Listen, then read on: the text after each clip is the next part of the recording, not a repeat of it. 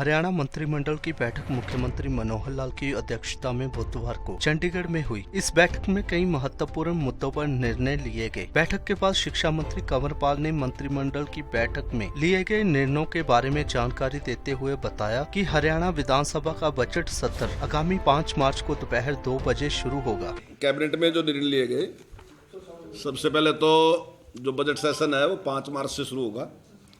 जो भी फाइनल होगा वो तो बिजनेस एडवाइजरी कमेटी में होता है टाइम तो फाइनल, लेकिन वो टाइम निश्चित कर देंगे।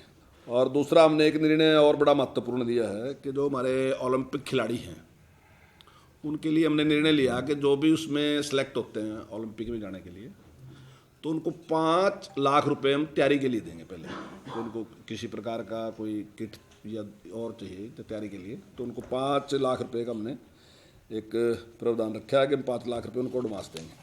इसी प्रकार से हमने उनको बढ़ावा देने के लिए नए नियमों के अनुसार राज्य में खेलों को बढ़ावा देने के लिए हमने ग्रुप ए में उप निदेशक के 50, ग्रुप बी में वरिष्ठ कोच के 100 व कोच के 150, ग्रुप सी में जूनियर कोच के 250 पद स्वीकृत किए हैं। और इसी के साथ जो हमारे HRDF के कर्मचारी थे उनको अब तक जो पेंशन का लाभ नहीं मिलता था, उसके बारे में भी आज कैबिनेट ने निर्णय लिया कि उनको भी पेंशन का लाभ उसी प्रकार से जैसे दूसरों को मिलता है उसी प्रकार से उनको भी मिलेगा। एक हमने निर्णय लिया कि जो NCR से NCR में जो भी व्हीकल आते थे, चाहे वो कार थी, चाहे 3 व्हीलर था या दूसरे 4 व्हीलर था, जो भी था, उन पे हमारे यहाँ टैक्स था। लेकिन आज हमने उसमें भी निर्णय लिया कि उनको हमने NCR से NCR में जो भी व्हीकल आएगा उसको हमने टैक्स से मुक्त करने का फैसला लिया। हमने एक आज निर्णय लिया कि पहले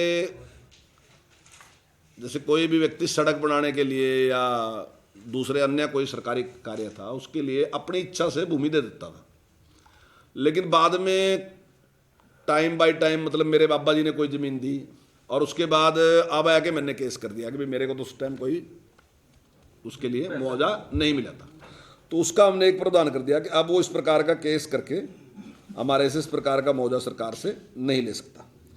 इसी के साथ सरकार ने जो अनाज है वो ठीक तरीके से सुरक्षित रहे उसके बारे में हमने निर्णय लिया। एफिड जो है वो 16 स्थानों पे गोदाम का निर्माण करेगा, जिसमें 2,72,726 मीट्रिक टन की जिसकी क्षमता होगी और 113 करोड़ 3 लाख रुपए इसके ऊपर खर्च होगा। ये हम सेंटर से लेंगे, 7 साल में इसको हम अदा कर देंगे।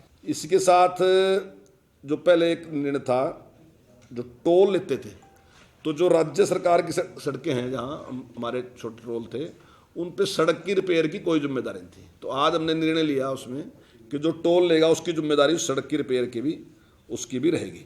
इसी प्रकार से महेंद्रगढ़ में जो एक टोल प्लाजा था उससे हमने टोल जो है वो उसका वापस ले लिया। अब उस पर टोल की व्यवस्था नहीं रहेगी, टोल नहीं लगेगा उस पर।